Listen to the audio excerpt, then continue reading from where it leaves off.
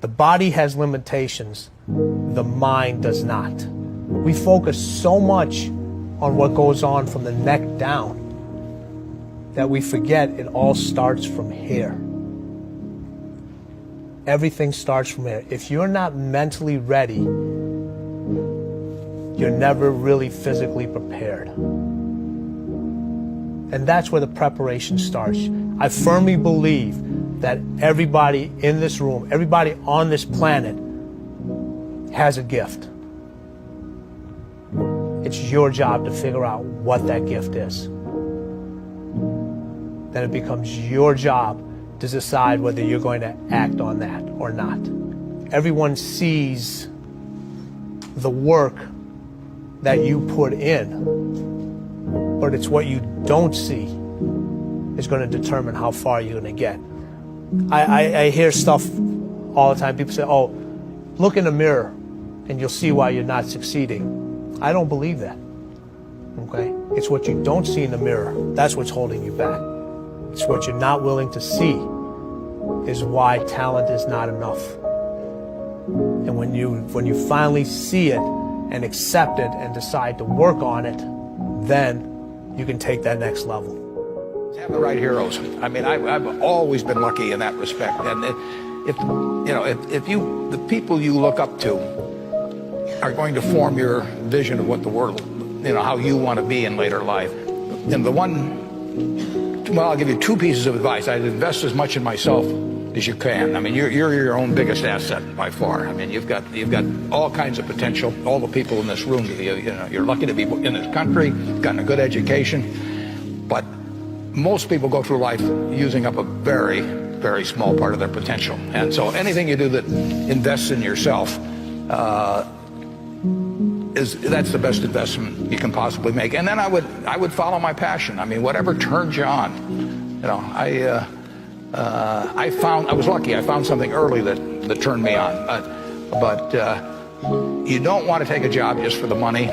You don't want to take a job for an organization that you really don't feel good about, or work for people that you don't feel good about. You really want to be excited when you get out of bed every morning. And it won't necessarily be the job that you have 10 years later, but you'll be learning so much as you go along. And I took a job with Ben Graham, my hero, and I never asked the salary, and I found at the end of the month when I got my first paycheck what I was earning, because I just knew it was the right thing to be doing. So I would follow your passion.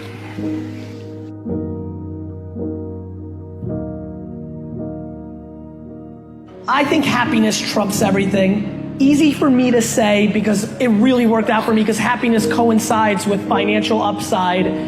I have friends who make $74,000 a year that are just happier people than friends that are making $18 million a year that are not.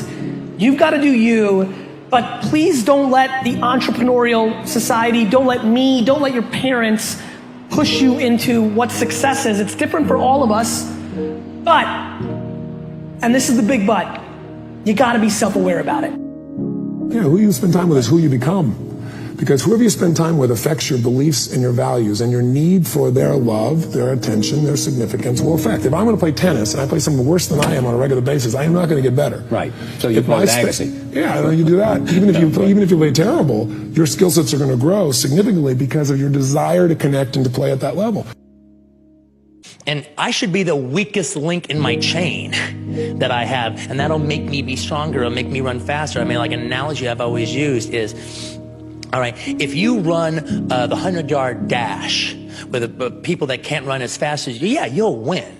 Hands down, you know that. But if you run with people much faster than you, all right, yeah, you might come in last every single time, but your time will be better. Because they're making you run all the faster. They're making you dig down just a little bit more. It doesn't matter that you won, your time is faster. And that's what I knew I had to do. I had to get out of Loserville and throw myself into a place where, like, this is what the fuckers do for a living. The reality is going out and trying to do something, whether it's to make it on your own, it's to start your own company, to write a book, or to pursue some artistic career, you are facing adversity day in and day out. People don't like what you do. It's easier to quit. You run out of inspiration.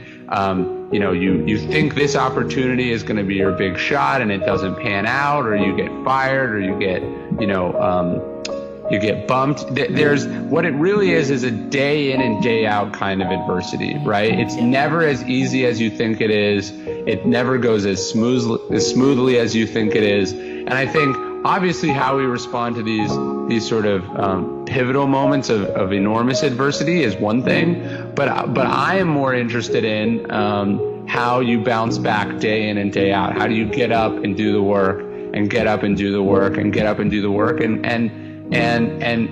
deal with the problems as they come your way. It is completely in your control, and it's completely identifiable. And it's only when people don't want to believe that very simple truth. And if you guys know Occam's razor, right? The simplest answer is usually the right answer. The simplest answer is probably not some big conspiracy against you or the department that you're in or whatever. It's you're not doing a good enough job. Steve Martin wrote a book called Be So Good They Can't Ignore You. It's like the masterpiece is enjoying your life to the utmost and having the most success with your family, with your friends, the most relationship success, the most harmony with the people that you come in contact with. But that doesn't seem to be rewarded the same way in our world as like someone who's got some baller house and a fucking helicopter picks him up and he's got golden underwear But that fades, right? Yeah, it does, but they can have that helicopter, and I guarantee you that it fades and they want something new. There's something new that you're desiring past that. Like if you're born into like some super wealthy multi-billionaire family and you've got a Ferrari when you're 16 and you know you drive around there, fly around everywhere in private jets and you live in a giant mansion, I just don't think that you can ever appreciate definitely not the difficulty of life. So the first important lesson that I want to impart to you is the importance of escaping what I call the comparison paradigm. Okay, so you basically have the self-acceptance paradigm and the comparison paradigm. And let me point out some things to you that you might have never thought about. All right, so say you don't make a lot of money, or let's say that you're not that tall or you're not that good looking. Well, think about this for a minute. Imagine you're making 100 grand a year. Okay, you're making $100,000 a year. Sounds like a lot, right?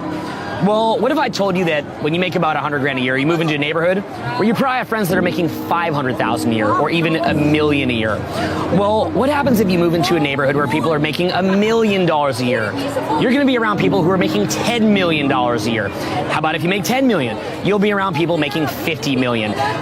Well, do you think that you would feel secure with yourself if you had $50 million a year? You think you would, right? Actually, what I would tell you is that unless you fix the inner issue, you still probably wouldn't. Because when you're making 50 million a year, now you're comparing yourself to people that are called old money.